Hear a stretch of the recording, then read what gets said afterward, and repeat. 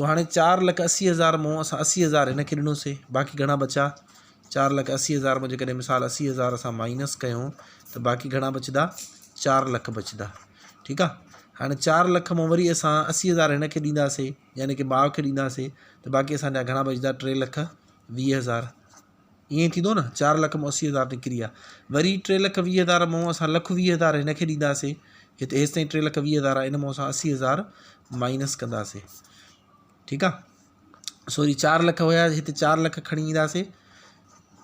4 लख मां जॾहिं असां 80,000 माइनस कंदासीं त बाक़ी असांजो घणो बचंदो 3,20,000। वरी 3,20,000 मां हाणे असां मुड़ुस खे, तव्हां इमेजिन कयो न तव्हांजे हथ में 4,80,000 हुया, उन मां 80,000 कढी करे पीउ खे ॾिनो, बाक़ी 4 लख बचा।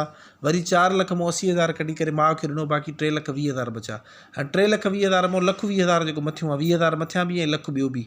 ठीकु आहे। यानी कि 1,20,000 कटिजी वेंदा, बाक़ी घणा बचंदा, बाक़ी 2 लख बचंदा। ठीकु आहे। हाणे पुट जेके आहिनि सो तव्हां हिन में ॾिसी सघो था पिया त पीउ माउ ऐं 2 पुट ऐं मुड़ुस हुयसि। हाणे बाक़ी पैसा बि बचिया आहिनि, 2 लख ऐं पुट बि 2 आहिनि, सो लख रुपयो उन्हनि जे पुटनि में, यानी 1 लख रुपयो हिकिड़े पुट खे ऐं 1 लख रुपयो ॿिए पुट खे। जेकॾहिं तव्हांखे तरतीब में ठाहिणो हुजे त तव्हां हिन तरीक़े सां पंहिंजो पूरो शेड्यूल ठाहे सघो था पिया। ॾिसो माउ टोटल रक़म हुई 4,80,000। ठीकु आहे। हाणे इन मंझों माउ खे घणा मिलिया 80,000। ठीकु आहे। पीउ खे घणा मिलिया 80,000 80,000। ठीकु आहे। हे फादर हे मदर। उन खां पोइ मुड़ुस जेके उर्दू स्पीकिंग स्टूडेंट्स आहिनि उन्हनि जे लाइ ॿुधायां त हस्बैंड खे, हस्बैंड को जो है मुड़ुस कहते हैं सिंधी में। ठीकु आहे। सो मुड़ुस खे घणा मिलंदा 1,20,000, छो जो उनजो चोथों हिसो हूंदो आहे। ऐं उन खां पोइ पहिरियों नंबर पुटु, उनखे घणा मिलंदा 1 लख रुपयो।